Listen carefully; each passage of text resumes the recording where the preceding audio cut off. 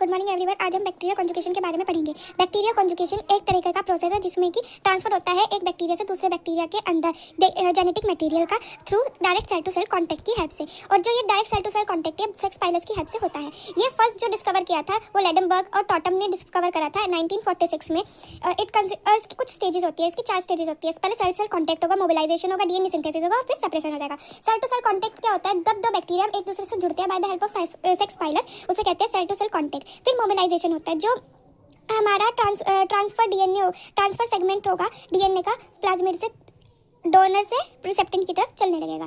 DNA synthesis होगा। अब दोनों साइड तब एक एक स्ट्रैंड पहुंच जाएगा तो जो सिंगल स्ट्रैंडेड डीएनए होगा वो क्या करेगा, वो अपने आप को रेप्लिकेट करेगा to form a complete plasmid.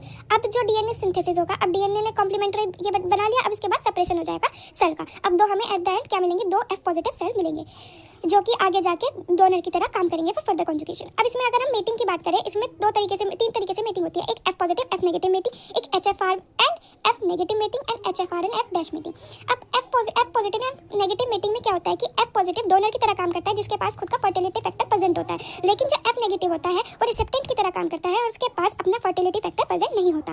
Mating किसकी हेल्प से की जाती है? मेटिंग के लिए हमारे पास 4 सेक्रेटरी सिस्टम प्रेजेंट होता है जिसके अंदर कुछ जीन प्रेजेंट होते हैं जैसे TRA and Y, TRAD and TRAD sex pilus के फॉर्मेशन में हेल्प करता है और TRAI एंड TRAY हमारे डीएनए की एक स्ट्रैंड को कट करने के काम करता है F फैक्टर के अंदर। अगर हम क्रॉस की बात देखें तो हमारे पास एक F पॉजिटिव सेल होती है और एक F नेगेटिव सेल होती है। F पॉजिटिव वाली डोनर होती है क्योंकि इसके पास F फैक्टर मतलब प्लाज्मिड प्रेजेंट होता है और साथ में अपना खुद का डीएनए भी प्रेजेंट होता है। और रिसेप्टेंट के अंदर डीएनए तो प्रेजेंट होगा नहीं अपना खुद का, लेकिन इसके पास कोई भी प्लाज्मिड प्रेजेंट नहीं होता है। तो तब हम इसकी मेटिंग कराएंगे तो सबसे पहले TRA जीन जो है वो इन 2 सेल्स के बीच में सेक्स पाइलस बना देगा। अब सेक्स पाइलस बनने के बाद जो TRAI और TRAY है इस ओरिजिन ऑफ ट्रांसफर से कट लगाएगा एक हमारे प्लाज्मिड के अंदर और एक जो डीएनए का सेगमेंट है वो ट्रांसफर होने लगेगा हमारे किसके अंदर? इस F नेगेटिव के अंदर।